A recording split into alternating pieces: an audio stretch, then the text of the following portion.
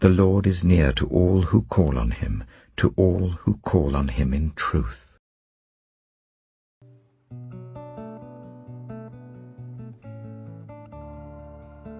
2 Chronicles, chapter 21. Then Jehoshaphat rested with his ancestors, and was buried with them in the city of David. And Jehoram his son succeeded him as king. Jehoram's brothers, the sons of Jehoshaphat, were Azariah, Jehiel, Zechariah, Azariahu, Michael, and Shephatiah. All these were sons of Jehoshaphat, king of Israel. Their father had given them many gifts of silver and gold, and articles of value, as well as fortified cities in Judah. But he had given the kingdom to Jehoram, because he was his firstborn son. When Jehoram established himself firmly over his father's kingdom, he put all his brothers to the sword, along with some of the officials of Israel.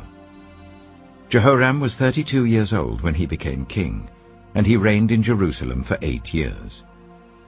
He followed the ways of the kings of Israel, as the house of Ahab had done, for he married a daughter of Ahab. He did evil in the eyes of the Lord. Nevertheless, because of the covenant the Lord had made with David, the Lord was not willing to destroy the house of David. He had promised to maintain a lamp for him and his descendants forever. In the time of Jehoram, Edom rebelled against Judah and set up its own king. So Jehoram went there with his officers and all his chariots. The Edomites surrounded him and his chariot commanders, but he rose up and broke through by night. To this day, Edom has been in rebellion against Judah. Libnah revolted at the same time, because Jehoram had forsaken the Lord, the God of his ancestors. He had also built high places on the hills of Judah, and had caused the people of Jerusalem to prostitute themselves, and had led Judah astray.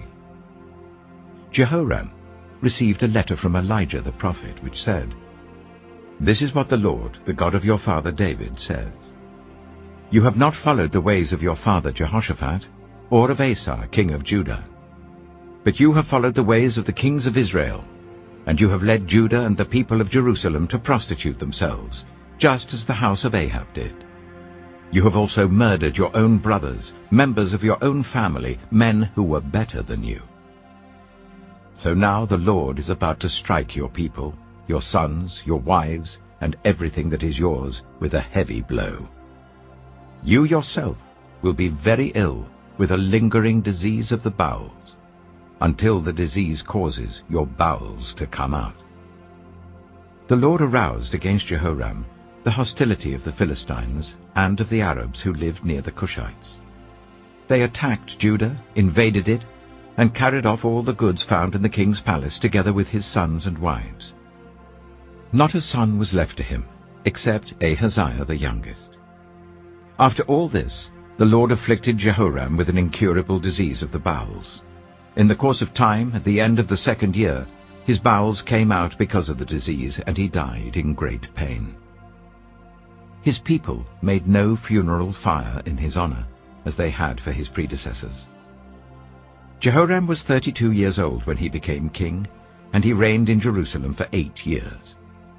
He passed away to no one's regret, and was buried in the city of David, but not in the tombs of the kings. 2 Chronicles chapter 22. The people of Jerusalem made Ahaziah, Jehoram's youngest son, king in his place, since the raiders who came with the Arabs into the camp had killed all the older sons. So Ahaziah, son of Jehoram, king of Judah, began to reign. Ahaziah was 22 years old when he became king, and he reigned in Jerusalem for 1 year. His mother's name was Athaliah, a granddaughter of Omri. He too followed the ways of the house of Ahab, for his mother encouraged him to act wickedly. He did evil in the eyes of the Lord, as the house of Ahab had done, for after his father's death they became his advisers, to his undoing. He also followed their counsel when he went with Joram, son of Ahab, king of Israel, to wage war against Hazael, king of Aram, at Ramoth-Gilead. The Arameans wounded Joram. So he returned to Jezreel to recover from the wounds they had inflicted on him at Ramoth, in his battle with Hazael king of Aram. Then Ahaziah son of Jehoram king of Judah went down to Jezreel to see Joram son of Ahab, because he had been wounded. Through Ahaziah's visit to Joram, God brought about Ahaziah's downfall. When Ahaziah arrived, he went out with Joram to meet Jehu son of Nimshi, whom the Lord had anointed to destroy the house of Ahab. While Jehu was executing judgment on the house of Ahab, he found the officials of Judah and the sons of Ahaziah's relatives, who had been attending Ahaziah, and he killed them. He then went in search of Ahaziah, and his men captured him while he was hiding in Samaria. He was brought to Jehu and put to death. They buried him, for they said he was a son of Jehoshaphat, who sought the Lord with all his heart. So there was no one in the house of Ahaziah powerful enough to retain the kingdom. When Athaliah, the mother of Ahaziah, saw that her son was dead, she proceeded to destroy the whole royal family of the house of Judah.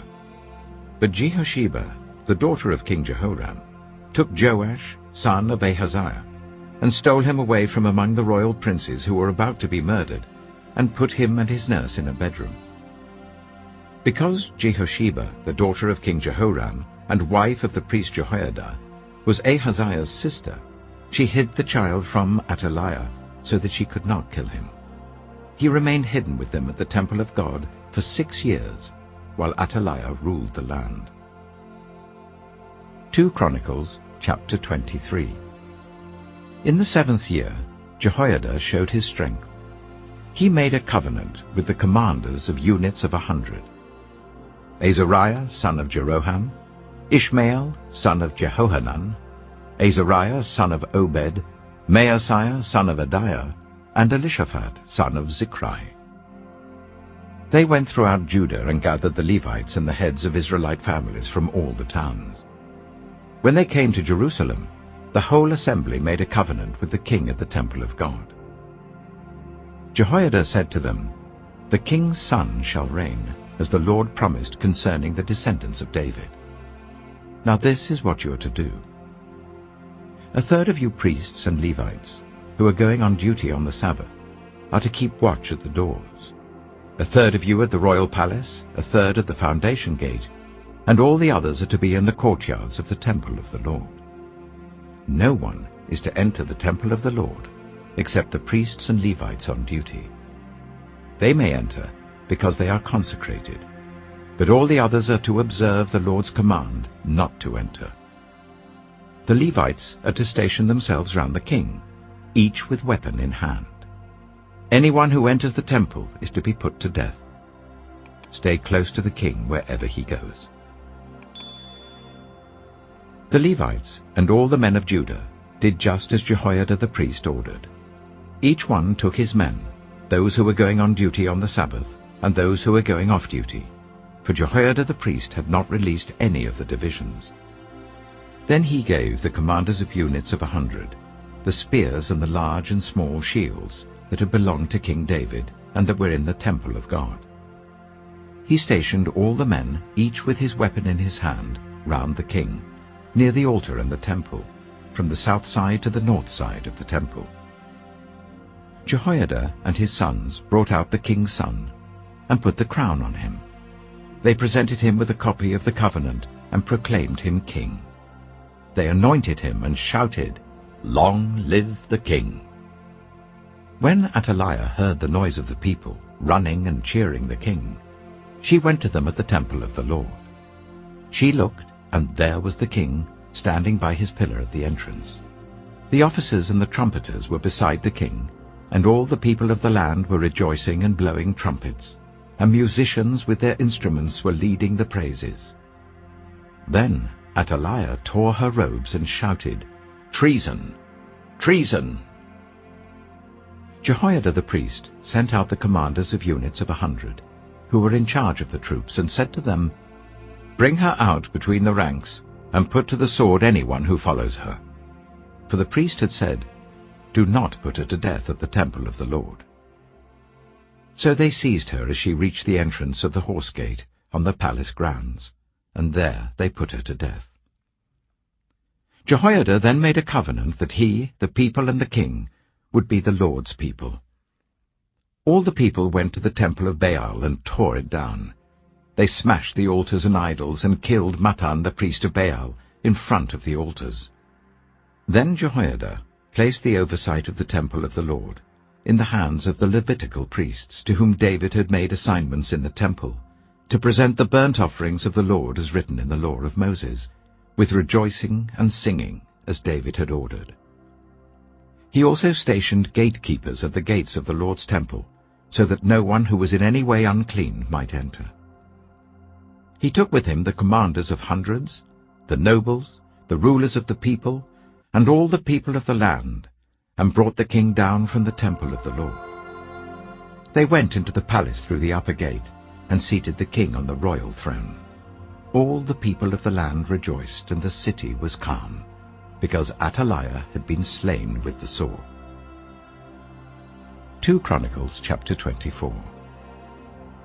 Joash was 7 years old when he became king, and he reigned in Jerusalem for 40 years. His mother's name was Zibiah. She was from Beersheba. Joash did what was right in the eyes of the Lord all the years of Jehoiada the priest. Jehoiada chose 2 wives for him, and he had sons and daughters. Sometime later, Joash decided to restore the temple of the Lord. He called together the priests and Levites and said to them, "Go to the towns of Judah and collect the money due annually from all Israel to repair the temple of your God. Do it now." But the Levites did not act at once. Therefore the king summoned Jehoiada the chief priest and said to him, "Why haven't you required the Levites to bring in from Judah and Jerusalem the tax imposed by Moses, the servant of the Lord, and by the assembly of Israel for the tent of the covenant law?" Now the sons of that wicked woman Athaliah had broken into the temple of God and had used even its sacred objects for the Baals. At the king's command, a chest was made and placed outside, at the gate of the temple of the Lord. A proclamation was then issued in Judah and Jerusalem that they should bring to the Lord the tax that Moses, the servant of God, had required of Israel in the wilderness. All the officials and all the people brought their contributions gladly, dropping them into the chest until it was full. Whenever the chest was brought in by the Levites to the king's officials, and they saw that there was a large amount of money, the royal secretary and the officer of the chief priest would come and empty the chest and carry it back to its place. They did this regularly and collected a great amount of money. The king and Jehoiada gave it to those who carried out the work required for the temple of the Lord. They hired masons and carpenters to restore the Lord's temple, and also workers in iron and bronze to repair the temple. The men in charge of the work were diligent, and the repairs progressed under them. They rebuilt the temple of God according to its original design and reinforced it. When they had finished, they brought the rest of the money to the king and Jehoiada, and with it were made articles for the Lord's temple, articles for the service and for the burnt offerings, and also dishes and other objects of gold and silver. As long as Jehoiada lived, burnt offerings were presented continually in the temple of the Lord. Now Jehoiada was old and full of years, and he died at the age of 130. He was buried with the kings in the city of David, because of the good he had done in Israel for God and his temple. After the death of Jehoiada, the officials of Judah came and paid homage to the king, and he listened to them. They abandoned the temple of the Lord, the God of their ancestors, and worshipped Asherah poles and idols. Because of their guilt, God's anger came on Judah and Jerusalem. Although the Lord sent prophets to the people to bring them back to him, and though they testified against them, they would not listen. Then the Spirit of God came on Zechariah son of Jehoiada the priest. He stood before the people and said, "This is what God says. Why do you disobey the Lord's commands? You will not prosper. Because you have forsaken the Lord, he has forsaken you." But they plotted against him, and by order of the king, they stoned him to death in the courtyard of the Lord's temple. King Joash did not remember the kindness Zechariah's father Jehoiada had shown him, but killed his son, who said as he lay dying, "May the Lord see this and call you to account." At the turn of the year, the army of Aram marched against Joash. It invaded Judah and Jerusalem and killed all the leaders of the people. They sent all the plunder to their king in Damascus. Although the Aramean army had come with only a few men, the Lord delivered into their hands a much larger army. Because Judah had forsaken the Lord, the God of their ancestors, judgment was executed on Joash. When the Arameans withdrew, they left Joash severely wounded. His officials conspired against him for murdering the son of Jehoiada the priest, and they killed him in his bed. So he died, and was buried in the city of David, but not in the tombs of the kings.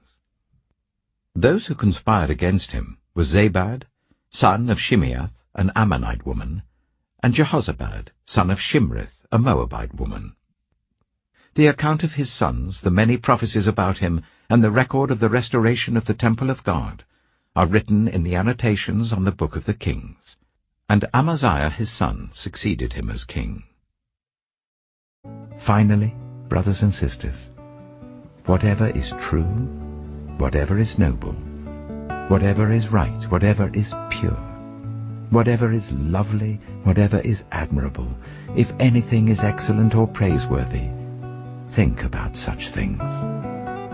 Whatever you have learned, or received or heard from me, or seen in me, put it into practice, and the God of peace will be with you. The grace of the Lord Jesus Christ be with your spirit. Amen.